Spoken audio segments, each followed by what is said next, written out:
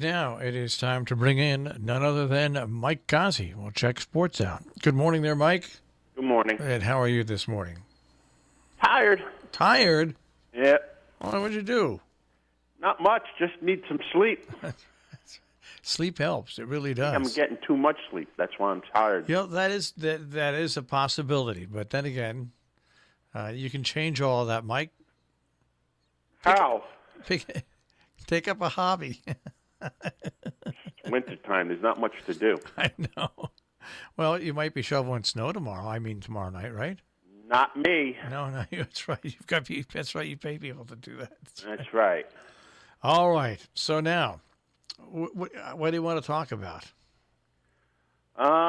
What can we talk about? We could talk about LaDainian Bell didn't show up for the Steelers. He passed up $8 million. $14.5 million. $14 million. Yeah. I thought it was $8 million. No, $14.5 million. There you go. He must have been saving his money before this, and I guess if he really thinks he's worth that, and he's willing to give up $14.5 million, that's better than what some athletes, or at least he's willing to give up something. Yeah, but he's a free agent after this year, right? Mm-hmm. Okay. So he could have gone anywhere he wanted, right? Yeah. So what was the point of this? I don't. He can't play anywhere else this year. No. But next year. He basically just threw the money out the window. Yeah, for this year. Yeah. Hoping that it'll pay off next year. But it would have paid off anyway. Mike, I think it's just a matter of wanting to be in self-control, and he must have had the money saved to do it. These guys.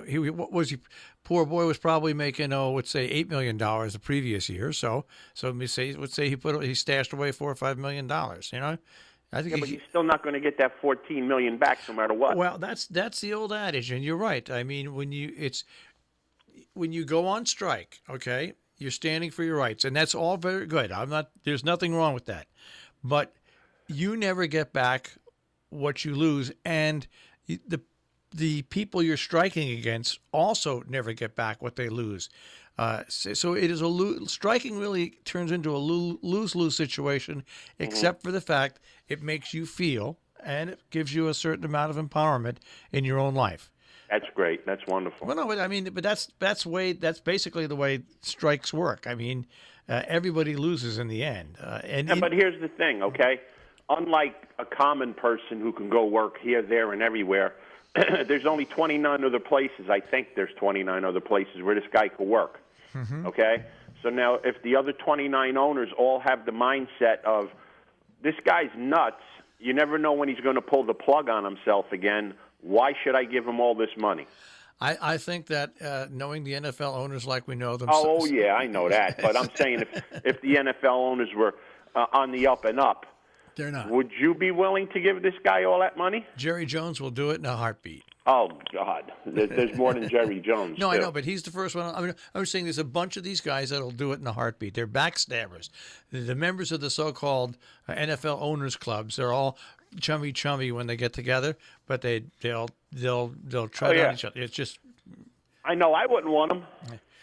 Well, it's obvious Pittsburgh is doing okay without him. Yep, I wouldn't want them.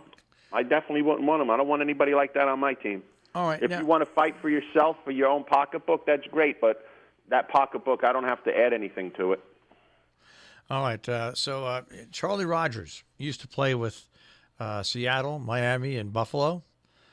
October 5th, at a middle school, okay, during an event for parents of a local youth basketball travel team, he got in a fight and brandished a sword.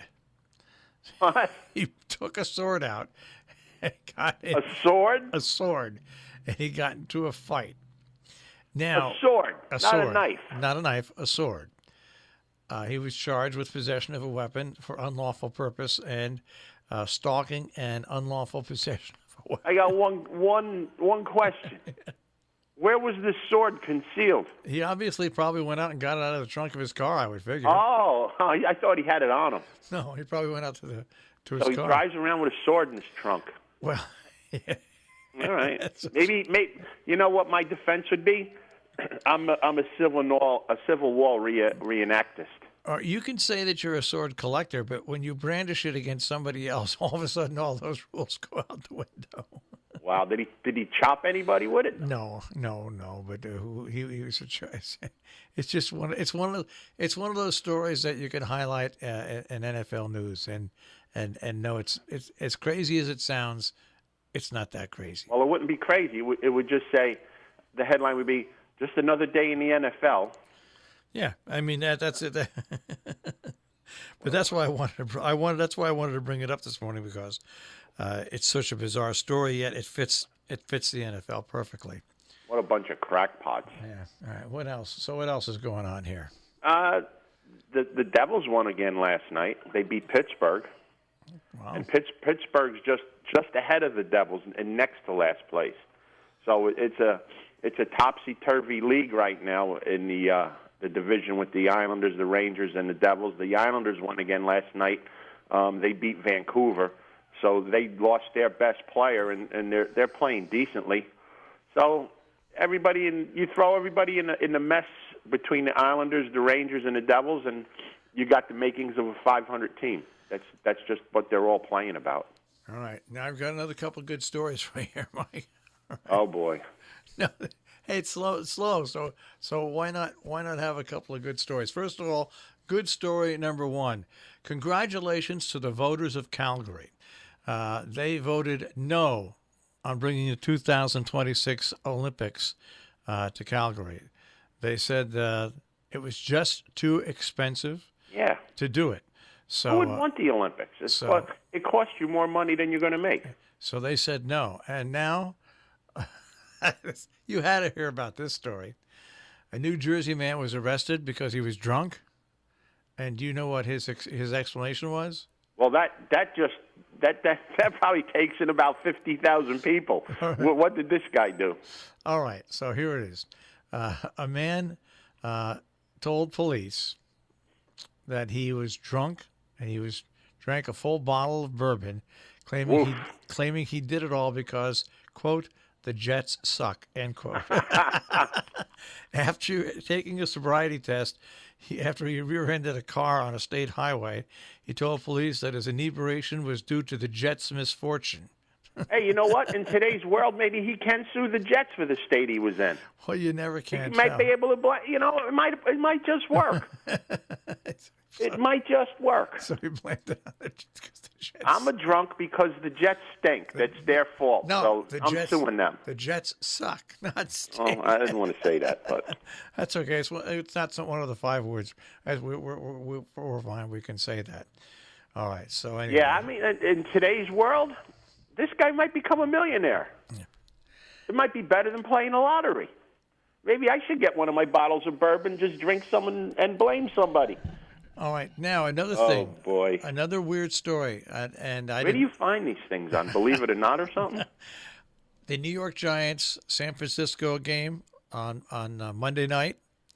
Lowest viewed game of the year? No. It started out, the air quality index was acceptable. It was rated. I saw that. But by the end of the game, this is the thing that I don't understand. By the end of the game, it had gone from like 146 parts per million or whatever to 260 some of the smoke from the fires, parts per million, and that would be deemed a potential health hazard.